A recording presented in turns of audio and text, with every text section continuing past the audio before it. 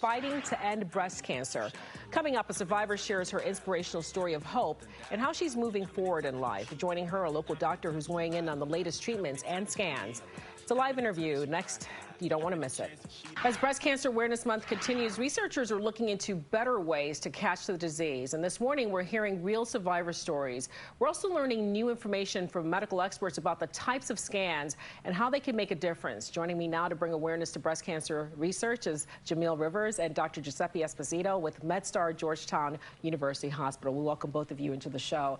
I want to start with you, Jamil. Just a little bit about your story. When were you diagnosed and what sort of cancer did you have? So I was diagnosed in 2018 with metastatic, hormone-positive, HER2-negative breast cancer, so stage 4 from the start. My goodness. And so right away you began treatment? Right. And yeah. I didn't have the traditional lump or symptom, the traditional symptoms, so it took a little digging in order to figure out what was going on.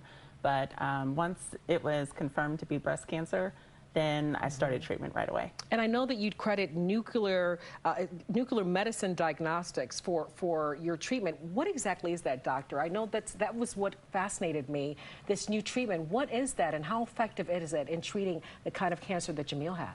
Yes, so it's nuclear medicine uses really small amounts of radioactivity that we typically inject into the patients. And this radioactivity is then attached to molecules which target specific processes in our body, molecular processes, cellular processes, including cancer, as in Jamil's case. So we can look on with the nuclear medicine scans at these processes, and that can be very, very important for the management of the care, because we can see the tumors often sooner than any other imaging modality like a CAT scan or MRI. Not only that, but we can characterize the tumor better.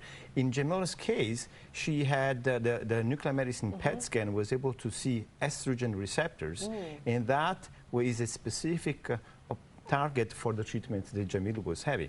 If the tumor didn't have estrogen receptors, probably the treatment that she was having would not have been effective. Right. So we are able, with visualizing those molecular processes, to really direct the treatment, the patients, and do early diagnosis. My goodness, I mean, this is the modern medicine, the miracle, and people coming up with new treatments. This sounds groundbreaking. It helped you. Where are you now in your treatment? You said you were diagnosed in 2018. We're 2023. Yes. So great news. How are you feeling? How was this treatment for you? Well, it was really important to identify the best treatment. Right. I think the nuclear medicine was really effective in getting an effective diagnostic workup. So I think with any cancer, it's important to identify what the driver is, and so nuclear medicine was really critical and key to make sure that I was responding.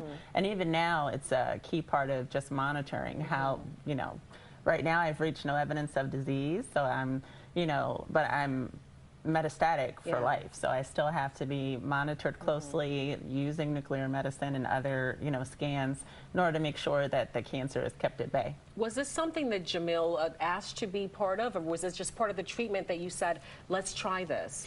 Well, actually, it's interesting because Jamil was her own advocate. She was a great own advocate to herself.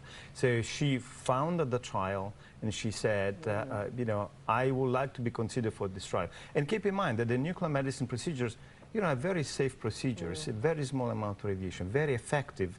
And then because we are able to change with the treatment to the patient. Is this used for all cancers? Can it be used, or is it for particular types of most cancers, and for most cancers, we have specific targets for these specific processes within each cancer. So for most cancers, yes. Well, Jamil, thank you so much for coming this morning, because you are a testament to how treatments can work, and your positive attitude, I'm sure, also led to your healthy outcome here. Doctor, for anyone looking for more information, we have just a couple of seconds here. How can they get more information? I'm here on behalf also of the Society of Nuclear Medicine and Molecular Imaging, so I would say, look for the Society of Nuclear Medicine and Molecular Imaging. There's a lot of patient education information there. Well, I know it sounds a little complicated, I know for those hearing this morning, but the bottom line is that there are new treatments out there. The doctor has explained at least one of them. If you want more information, you can go get that. And Jamil is a living testament to how these new treatments can work. Thank you both so much for coming in. Fascinating stuff. We're just so happy that you're doing well. Keep thriving. Thank you. Appreciate that.